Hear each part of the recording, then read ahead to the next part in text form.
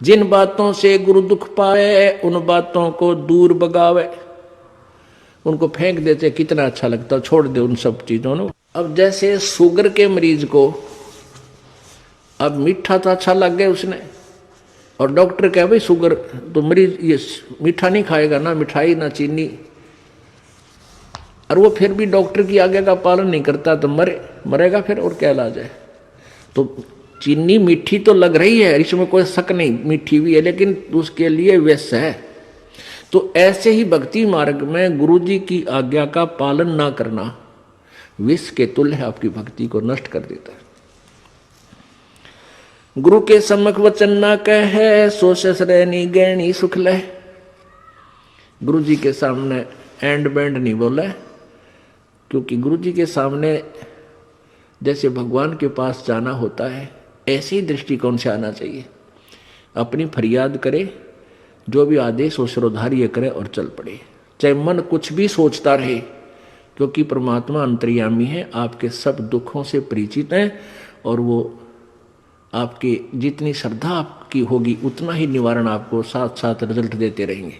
तो आपने समर्पण और श्रद्धा बढ़ानी है, उसके बढ़ाने के लिए आपको यहाँ बुलाया जाता है, भक्ति कराई जाती है, दान पुण्य करवाया जाता है, सेवा करवाई जाती है, ताकि आपकी श्रद्धा जितनी बढ़ेगी उतना ही प्रभु आपके संकटों का निवारण समांतर करता रहेगा। अब जैसे आप यहाँ आए और आते ही आपको ठीक कर दिया, आप ना हो भूल गए भी यहाँ, क्योंकि हमने देखे झाड़े लवानी है, झाड़े लवाए लाया, हो गया, आराम हो गया, बस ये क्या वहाँ जाना नहीं भूल कर फिर। तो यहाँ आते भी आपको सुख दिया जा सकता है, लेकिन ये परमात्मा चाहते हैं कि ये बच्चा आते कुछ तो राहत अवश्य देगा, ताकि आपका विश्वास बने। और आप पर आज कलयुग में आगे हो इतने पाप है, गिनती नहीं। एक सुख थोड़ा बहुत मालिक अपनी तरफ से अवश्य देता आपको, फिर 100 संकट और हैं भी तो आपके ऊपर बैलेंस, वो भी निवारण करवाने हैं। तो फिर आपको बुलाया जाता है कि आप महीने में एक बार अवश्य आइए। आपको बुलाने का क्या तात्पर्य है कि यहाँ आने से आपको बहुत पुण्य मिलता है, आपको बहुत भक्ति लाभ होता है। आप बच्चे हो, आपको मालूम नहीं, ये दास डॉक्टर है जो भी आपको कैसे कैसे आपके अंदर शक्ति प्रवेश करवानी है, प्रभु की पुण्य कैसे प्रवेश करवाने हैं, फिर ये ज्ञान आपके हृदय में पहुंचाना है। और जिस दिन आपकी श्रद्धा पूरी हो जाएगी, आप सपने में भी दुखी नहीं होगे, ये सत्कर मान लेना। क्योंकि पाप जब बढ़ जाते हैं, दिन में भी दुखी, सोए फिर भी दुखी, क्यों सपने भी बुंडे बुंडे आवे। और जब आप भक्ति करोगे, ढंग से लग जाओगे, आप वैसे भी सुखी, और स्वप्न में भी परमात्मा की भक्ति है, आरती करते होगे, कभी मंत्र कर रहे होगे, कभी मेरे गुरुदेव भगवान ये गा रहे होगे, स्वप्न में भी सुखी, यानी भक्ति स्वप्न में भी हो रही होगी। गुरु से शेष करे चतुराई, सेवा ही नरक में जाई। ओहो, जो गुरु जी के सामने चतुरता करता है, छल कपट करता है, उसकी जो सेवा है यानी वो पूजा समाप्त हो जाती है, धन भक्ति का, और कहते हो नरक में जाई, नरक में डाल दिया जाता है। शिष होए सर्वस नहीं वारे, ये कपट मुख प्रीत उचारे। शेष होके और समर्पण नहीं किया तो क्या काय का भगत वो, और हिये कपट मुख प्रीत उचारे। अंदर तो दोष है, ऊपर तो मीठा बोला है, ये भगवान को पसंद नहीं। सो जीव कैसे लोक सिधाई, बिन गुरु मिले मोहे ना पाई।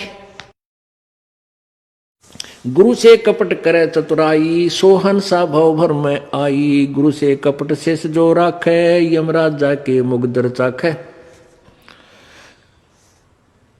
गुरु जो जन गुरु की निंदा करही, शुक्र सवान गर्भ में पढ़ही। गुरु की निंदा सुने जो काना, ताको निश्चय नरक निदाना। अपने मुख निंदा जो करही, परिवार सहित नरक में पढ़ही। अपने आप क्या बताते हैं परमात्मा के, अपने गुरु जी की निंदा यदि कोई कर रहा है तो भी आपने सुननी नहीं चाहिए। यदि गुरु की निंदा सुने जो काना, ताको निश्चय नरक निदाना। जिसने गुरुजी की निंदा कान से भी सुन ली किसी नालायक ने, कहते हैं तो भी तू नरक में जाएगा, तेरा नाम खंड हो जाएगा। अब यहां समस्या एक आती है कि जैसे कोई व्यक्ति है निकम्मा, वो बुराई कर रहा है गुरुजी की। आप बैठे हो, ट्रेन में बैठे हो, बस में बैठे हो, या कहीं ऐसे स्थल पर बैठे हो, और वो चलो ऐसे वैसे स्थान पर हो तो उठ कर चला जा, आदमी इतना तो कर ही सकता है। लेकिन बस में बैठे हैं, ट्रेन में बैठे हैं, काफ़ी लंबा सफ़र है, और वो कोई निंदा कर रहा है और आप सुन रहे हो, तो आपके मन में शंका होगी कि मेरा तो नाम खंड हो जाएगा। नहीं होगा। क्यों नहीं होगा? क्योंकि सुनने का अर्थ ये है जैसे कोई आपके गुरुजी की बुराई कर रहा है, आप सुन रहे हो, लेकिन आपके हृदय में वो नहीं समा रही है कि सच ठीक कह रहा है। आपका मन ये कह रहा है ये अनजान व्यक्ति है, इसको पता नहीं, ये वैसे ही कह रहा है। आपके हृदय में उसके हाँ में हाँ नहीं बनी, तो आपने सुनकर भी नहीं सुनी। ये इनमें बहुत अंतर होता है एक एक बात में। और यदि आप उसके कहने से आपके हृदय में ऐसा आ गया कि हो सकता है हमारे गुरुजी ने ऐसा गलत काम कर ही दिया हो, तो आपने सुन ली, वो सुन ली, और आपके मन में स्वप्न में भी नहीं आए कि ये जो कह रहा सच्ची हो सकती है, तो आपने नहीं सुनी, तो आपको दोष नहीं। गुरु की निंदा सुने जो काना, ताको निश्चय नरक निदाना। अपने मुख निंदा जो करही, परिवार सहित नरक में पड़ही। गुरु को तजय भजय जो आना, ताक पशुआ को फोकट ज्ञाना। ओए होए, अपने गुरु को छोड़कर और दूसरे में आस्था बनाता है। अब जैसे आप किसी भी कोई भी आपको इस भक्ति मार्ग का ये ज्ञान दास से सुनकर आपको कोई सुना रहा है भक्त, और आपकी श्रद्धा उस भक्त में हो जाती है, वो हो ही तो बहुत अच्छा है, बहुत प्यारा है, और उससे के चरण छूने लग जाए और उसी के ऊपर आसक्त हो गए, तो आपका गुरुजी से नाम खंड हो गया। इस दृष्टिकोण से परमात्मा कहते हैं गुरु को तजय भजय जो आना, ता पशुआ को फोकट ज्ञाना। उस पशु ने को कोई ज्ञान नहीं है, वो भक्त नहीं है। जो अपने गुरु को छोड़कर दूसरे में ठीक श्रद्धा बनाता है, उसमें आसक्त होता है, उसी को पूजा शुरू कर देता है। अब पुण्यात्माओं, एक एक पॉइंट पर बहुत गहराई सोचना है। अब कोई भक्त ज्ञान सुना रहा है, बहुत अच्छी बात है, उसके द्वारा सुने ज्ञान पर अमल करे और उससे कहे भाई मुझे भी गुरुदेव के पास ले चलो, मेरा कल्याण करा दो। और आपने नाम ले रखा है और फिर कोई चर्चा चलती है, ऐसी कोई बात नहीं, फिर भी सुनो। और कोई पुराना भक्त है, वो अच्छी अच्छी बातें बताएगा तो बहुत अच्छी बात है। गदगद हो जाओ कि मेरे गुरुजी ने कितना अच्छा ज्ञान दिया हुआ इस बच्चे को, भाई को, बहन को, और ये सब गुरुजी का ही दिया हुआ ज्ञान है, इसका नहीं है। तो उसमें आपको एज ए भाई यानी गुरु भाई गुरु बहन, तो आपकी श्रद्धा हो सकती है, लेकिन अन्य दृष्टिकोण से, क्योंकि हम फिर उस पर इतना आसक्त हो जाते हैं, उसको फिर प्रणाम करने लग जाते हैं, बड़ा अच्छा भगत है। तो ऐसे ये बीमारी हमारे भगत समाज में पड़ी रही और इसका लाभ ये काल उठा गया। जैसे कमाल था, कमाल वो मुर्दा जिंदा किया था प्रभु ने। एक दरिया में बहता हुआ एक मुर्दा शव जा रहा था 12-13 वर्ष के बालक का, और एक शेख तकी था सिकंदर लोधी, दिल्ली के बादशाह का धार्मिक पीर। वो कबीर जी से ईर्षा करता था, और कबीर परमेश्वर जी की कृपा से सिकंदर लोधी दिल्ली के सम्राट का असाध्य रोग दूर हो गया था, जो शेख तकी से भी नहीं हुआ था, किसी से भी नहीं हुआ था। जिस कारण से सिकंदर लोधी की आस्था कबीर जी में घनी हो गई थी। और वो जो पहले वाला जो वो परमानेंट उसका गुरु था धार्मिक मजहब की तरफ से, वो शेख तकी था। तो उस शेख तकी ने जब देखा कि कबीर जी में, मेरे सम्राट की, मेरे शिष्य की कबीर जी में ज़्यादा श्रद्धा होगी है, तो ईर्षा करने लग गया कबीर जी से। उसको नीचा दिखाने की चेष्टा में उसने कहा कि राजा या तो तू बाज आ जा, और नहीं तो मैं, तो एक काफिर को गुरु बना लिया तूने, एक हिंदू को गुरु बना लिया, मैं तेरी पूरे मुसलमान समाज में तेरे बारे में बताऊंगा और सबको तेरे विरोधी कर दूंगा। अब राजा चिंतित हो गया कहीं तेरे राज को खतरा ना हो जाए। तो परमात्मा के सामने उसने अपनी प्रार्थना रखी। कबीर जी ने कहा भी ठीक है।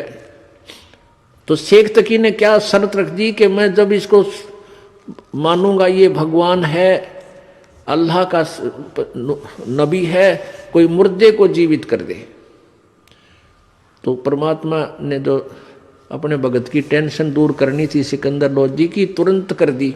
जिस दरिया के किनारे वो खड़े थे वहीं पर एक मुर्दा बच्चे का शव बहता हुआ आ गया। कुछ कबीले ऐसे होते हैं, ना तो वो गाड़ते जमीन में, ना सभा करते, वो जल प्रवाह कर देते हैं मृत्यु होने के बाद के पशु जीव जंतु इसके शरीर का मांस खा कर दुआ देंगे। ऐसे सुसज्जित एक बना करके प्लेटफार्म सा, फ्लोट सा, एक घास फूस का जो तैरता रहे ऐसा बना देते हैं, बेड़ा सा, उसके ऊपर शव को लुटाकर और चलता कर देते। तो उसी समय वो लड़के का शव आ गया। परमेश्वर कबीर जी ने अपनी शक्ति से उसको जीवित कर दिया था। तो सभी ने कहा कमाल कर दिया, कमाल कर दिया। उसका नाम कमाल रख दिया और उस बच्चे को अपने साथ अपने बालक रूप में, शिष्य रूप में रख लिया। अब वो युवा बालक हो गया। कुछ दिनों के बाद 10-15 साल में 20-25 वर्ष की आयु का हो गया।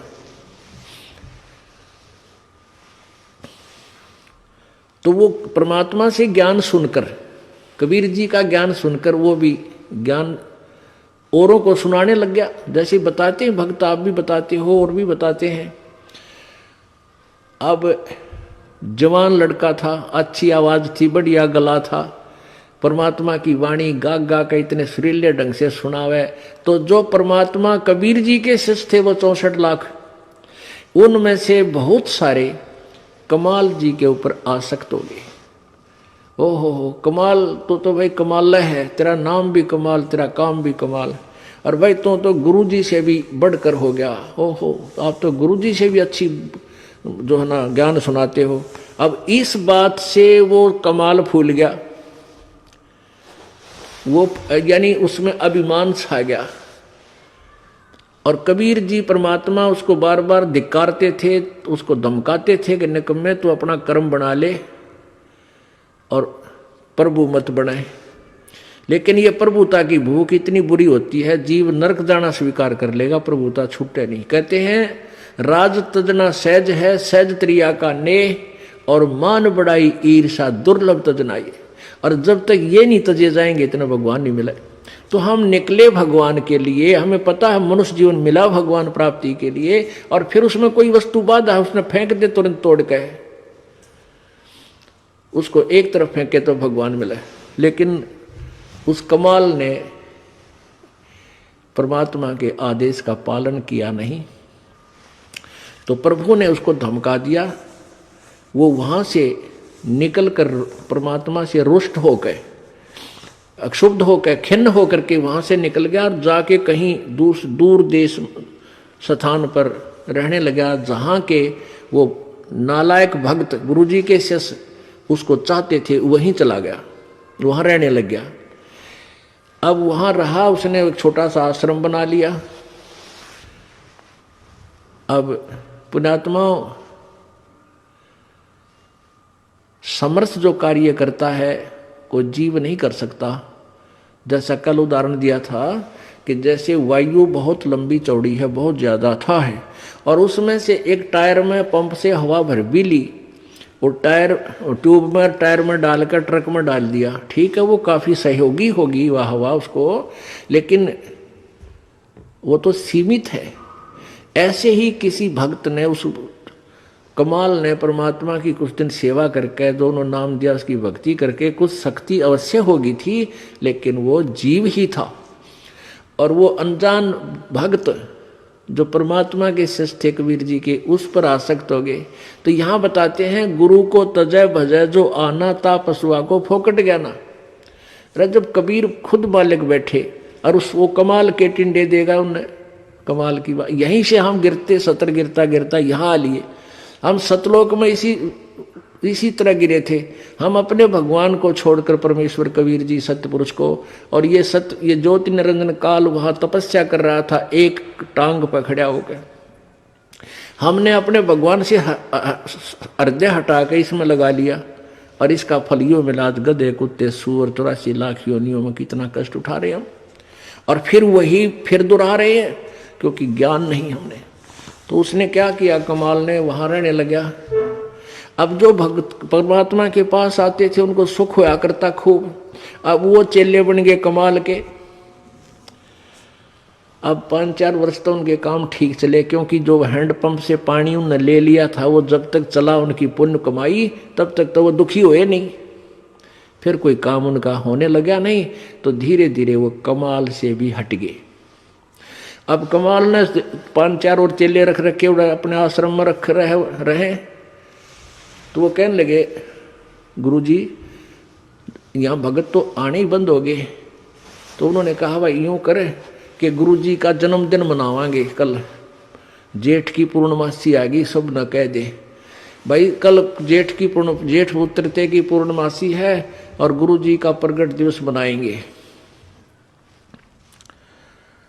और खीर खार बनावांगे, भंडारा करेंगे, सभी गांव वालों दूध लाइयो, दूध पहुंचाना। अब पहले कोई समागम करता था तो गांव वाले खुश होकर दूध ले जाते थे और ठोक देते थे ड्राम के ड्राम। अब किसी का लाभ होया नहीं, सारे बयान बैठी होगी, दूध रहा ना ढंगता, तो सब कपटी हो गए। अब सब ने सोचा भी बखत से दूध डालावांगे और ना डालकावांगे तो यू नाराज हो जाएगा, कदे शराब स्वरूप ना दे दे। कमाल है। और प्रत्येक के मन में, क्योंकि परमात्मा कबीर जी खेल खेलते हैं। अब वो जो भगत थे गांव वाले, जो 50-60-100 जितने भी थे, उन्होंने सबके मन में के दुर्भावना आ गई कि बखत तो उठ कर सबसे पहले मुंह अंधेरे जाऊंगा और दूध की जगह पानी का लोटा डालूंगा। किसने बेरा पट्टा है। अब सुबह सुबह लाग गई लाइन, महाराज जी सत साहेब, कहाँ भाई सत साहेब, आज दूध लाए हैं, डाल दो भाई वहाँ ड्राम में, जो से पहले कराया करते। अब कपड़ा उठावें और पानी तरड़ा डालें। गुरु जी ने महाराज जी ने पता लग जाएगा हाँ डाल रहा है कुछ, दूध डाल गया। एक आधे भगवान ने उसमें दो चार दूध भी डाल दिया होगा। कमाल बोला भाई आता दूध बहुत आ गया और बच्चों खीर बना लो। अब वो लागे खीर बनाने, वो ड्राम पानी का भरा, थोड़ा बहुत दूध उसमें कितना गिर गया को भगवान। तो कहने लगे गुरुजी तो सारा पानी का फुल भरा है। कमाल बोला झूठ बोलो, देखा जाएगा सारा पानी का भरा, किसकी खीर बनी थी। इतना शर्मिंदा हो गया, रात्रि में उस आश्रम ने छोड़ के पता नहीं कित मरिया जाके छोड़ चल गया। तो इस प्रकार परमात्मा कहते हैं अब आप भी मरिया और उन शिष्यों उन पुण्यात्माओं को ले डूबा, नकमी आत्मा जो परमात्मा से जुड़ी थी। गुरु को तजय भजय जो आना, तापसुआ को फोकट ज्ञाना। गुरु से बैर करे शिष जोई, भजन नास और बहुत बिगोई। पीढ़ी सहित नरक में परही, गुरु आज्ञा शिष लोप जो करही। चेला अथवा उपासक होई, गुरु सुमुख ले झूठ संजोई। निश्चय नरक पड़े से सोई, वेद पुराण भाकत सब कोई। सम्मुख गुरु की आज्ञा धारे, और पीछे ते सकल निवारे। एक सामने आकर के तो हाँ जी हाँ जी हाँ जी, और पीछे ते छोड़ देने ये जरा फिर देखेंगे। तो कहते हैं सम्मुख गुरु की आज्ञा धारे और पीछे ते सकल निवारे, यार सब ने रिजेक्ट कर बैठे। ऐसे नकली शिष्यों का उद्धार नहीं होता। सोच से घोर नरक में पड़ही, रुद्राद पीवे नहीं तरही। मुख पर वचन करे परवाना, घर पर जाए करे विज्ञाना। मुख पर तो सारी बात माने और घर पर जाकर चौधरी पाक अपने हिसाब से सेटिंग करो ना, नो ऐसे ठीक नहीं गुरु, ये ऐसे होना चाहिए। तो परमात्मा कहते हैं आप जीव हैं और जीव संज्ञा में ही रहना चाहिए। आपने परमात्मा की आज्ञा में कोई भी दोष नहीं निकालना चाहिए, फाइनल हो। अब गुरु जी की आज्ञा देगा आपको। हम क्या आज्ञा देते हैं भाई, बीड़ी मत पीना, शराब मत पीना, तम्बाकू मत पीना, बुराई ना करना, चोरी मत करियो, रिश्वत मत लेना, भगवान पर विश्वास रखना, भक्ति करना, आनुपाशा मत करना। और ये सारी ही ना करने की है। और ये आज्ञा पालन करने की है। और ये भी नहीं करोगे फिर भगत कैसे, व्यर्थ। मुख पर वचन करे परमाना, घर पर जाए करे विज्ञाना। जहां जावे ता निंदा करही, सो सिस घोर नरक में पड़ही।